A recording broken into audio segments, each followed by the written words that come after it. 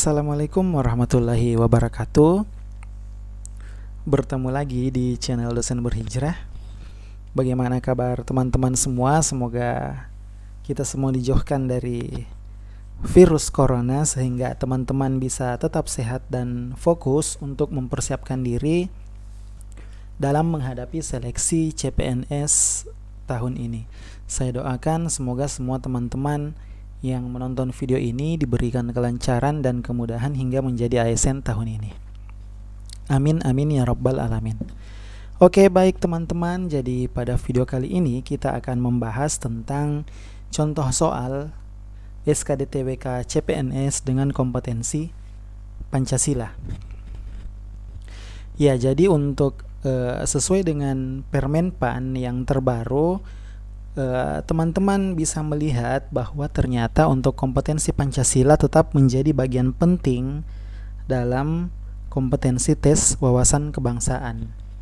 Ya, adapun untuk kisi-kisinya itu sudah dijelaskan pada video sebelumnya. Jadi teman-teman silahkan untuk lihat video sebelumnya untuk melihat kompetensi-kompetensi apa saja yang menjadi kisi-kisi dalam persiapan teman-teman menghadapi SKD CPNS tahun ini.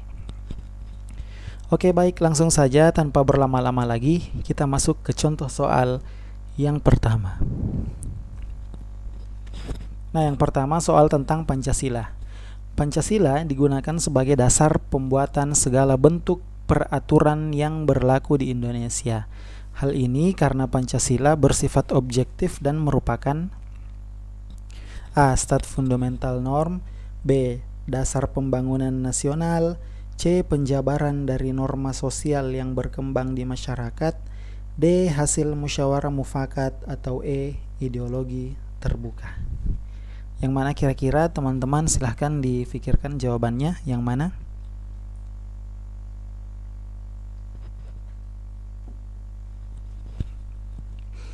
Nah, kata kunci di sini adalah Pancasila merupakan dasar pembuatan segala bentuk peraturan.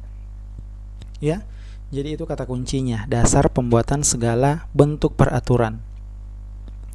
Baik, langsung saja kita lihat penjelasannya.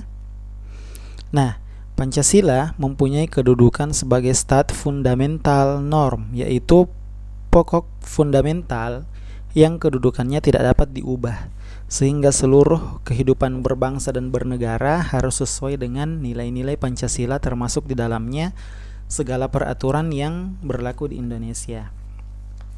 Nah, artinya kalau berbicara tentang stat fundamental norm ini, Pancasila itu berada dalam urutan tertinggi di dalam tata urutan peraturan dan menjadi dasar bagi peraturan yang ada di bawahnya. Jadi jelas ya, kalau penjelasan seperti itu tentu kita bisa menarik kesimpulan dari kata kunci yang tadi, yaitu dasar pembuatan segala bentuk peraturan atau peraturan yang ada di bawahnya. Di situ sifat Pancasila sebagai atau bersifat objektif dan merupakan stat fundamental norm. Berarti jawabannya adalah yang A. Oke teman-teman, silahkan dilihat sebelum kita lanjut di video berikutnya.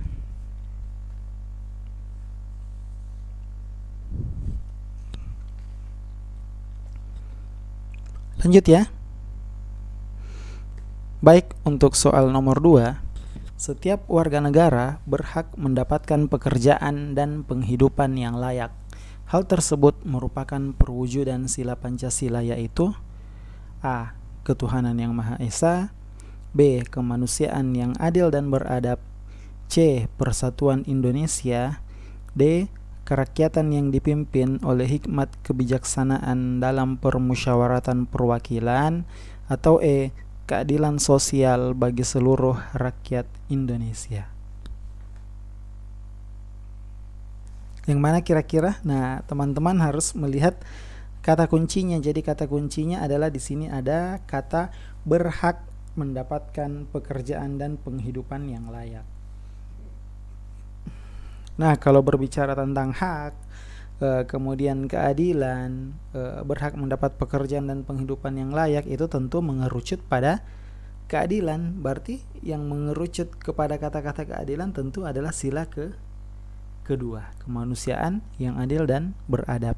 Kita lihat penjelasannya. Nah, manusia harus diperlakukan sesuai dengan nilai-nilai kemanusiaan dan sesuai dengan fitrahnya sebagai makhluk Tuhan. Kemanusiaan yang adil dan beradab diimplementasikan hak dan kewajiban asasi manusia serta komitmen terhadap penegakan hukum. Dan mendapatkan pekerjaan dan penghidupan yang layak itu merupakan hak setiap manusia. Nah, kalau di sini penjelasannya ada nilai-nilai kemanusiaan. Berarti jawabannya jelas ya. Jawabannya adalah sila kedua, kemanusiaan yang adil dan beradab. Nah, untuk contoh pengamalan dalam kehidupan sehari-hari ataupun poin-poin penting apa saja yang sesuai atau yang termaktub dalam sila keberapa itu teman-teman harus mengetahui dulu butir-butir Pancasila. Jadi kata kuncinya ada di butir-butir Pancasila itu. Teman-teman bisa lihat 45 butir-butir Pancasila untuk mengetahui pengamalan apa yang sesuai dengan isi masing-masing sila Pancasila. Oke, baik, kita lanjut untuk soal selanjutnya. Soal nomor 3.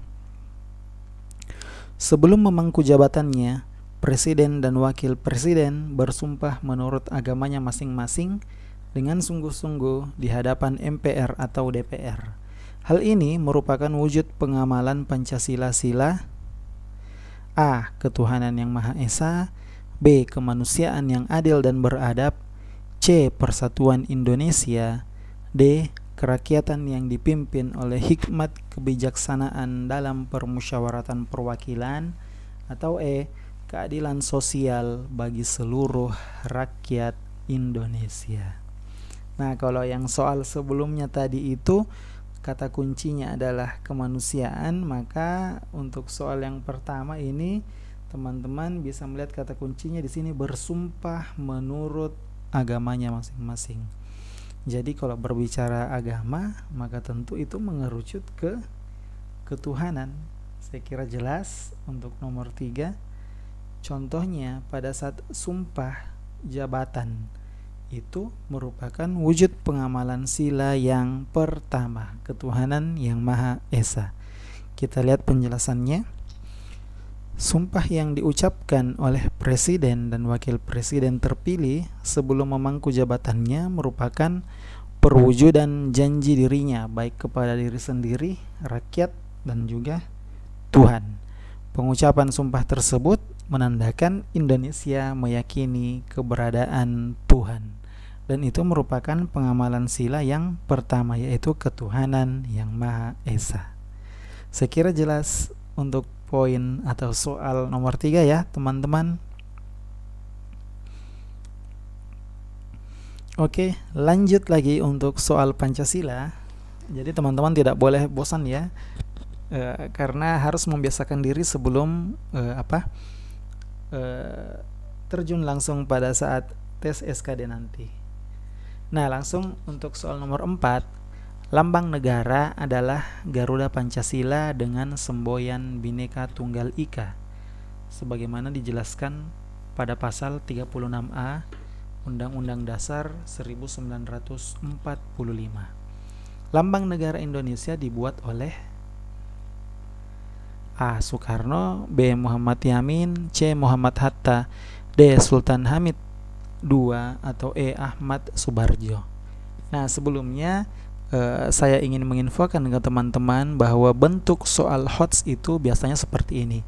Terdiri dari beberapa kalimat yang yang kurang lebih sebenarnya tidak terlalu dibutuhkan datanya, tetapi dibuat sebagai pengecoh atau dibuat untuk membuat soal itu menjadi bertele-tele. Contohnya di sini dijelaskan lambang negara itu Garuda, kemudian ada semboyan Bhinneka Tunggal Ika, kemudian dijelaskan juga dia sesuai pada pasal keberapa di Undang-Undang Dasar. Itu kan tidak terlalu dibutuhkan. Yang dibutuhkan adalah langsung saja lambang negara Indonesia dibuat oleh siapa.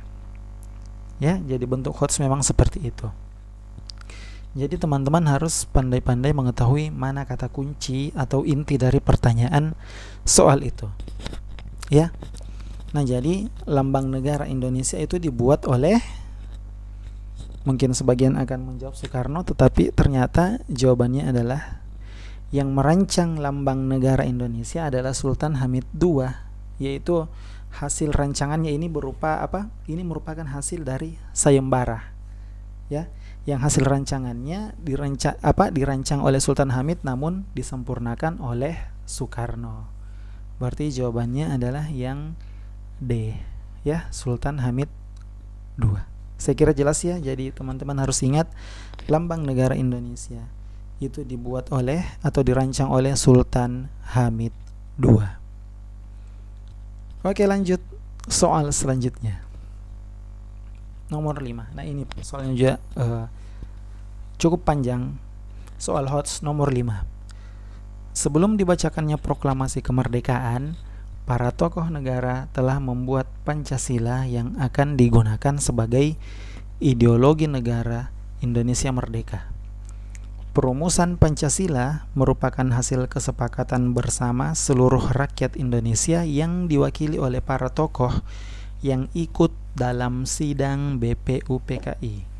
Berdasarkan uraian tersebut, Pancasila mempunyai fungsi dan kedudukan sebagai A. Dasar negara, B. Pandangan hidup, C. Perjanjian luhur bangsa Indonesia, D. Paradigma pembangunan, atau E.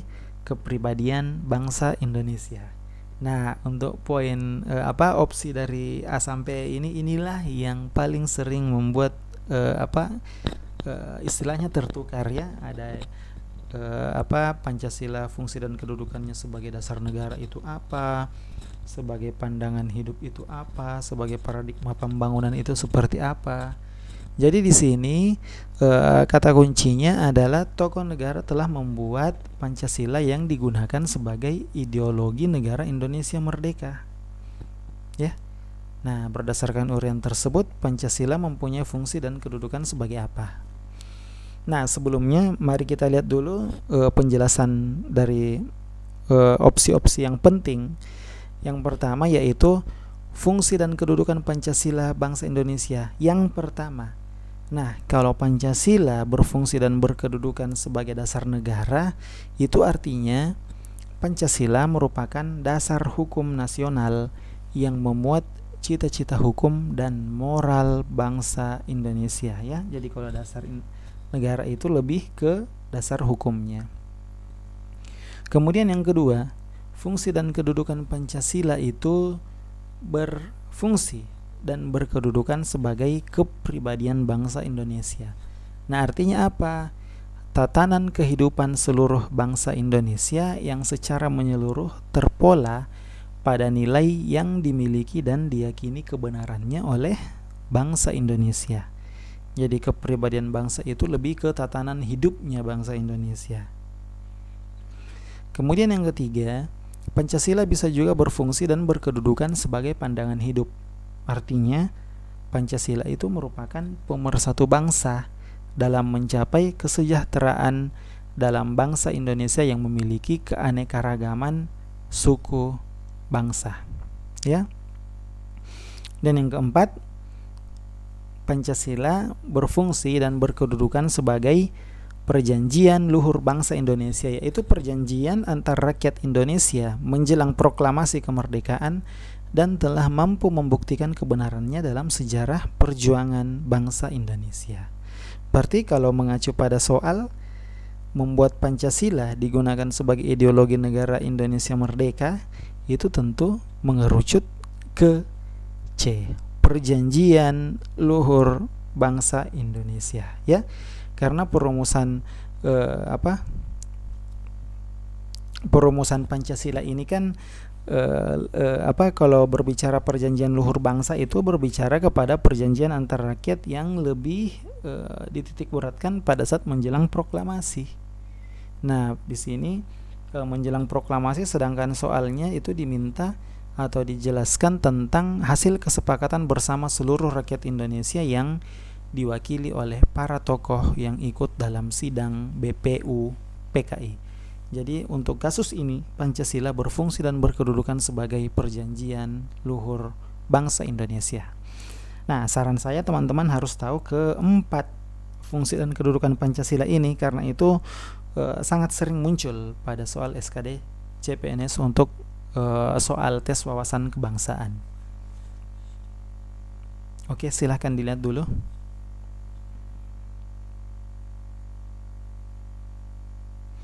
Jadi teman-teman bisa melihat perbedaan antara dasar negara, kepribadian bangsa, pandangan hidup, dan perjanjian luhur bangsa Indonesia.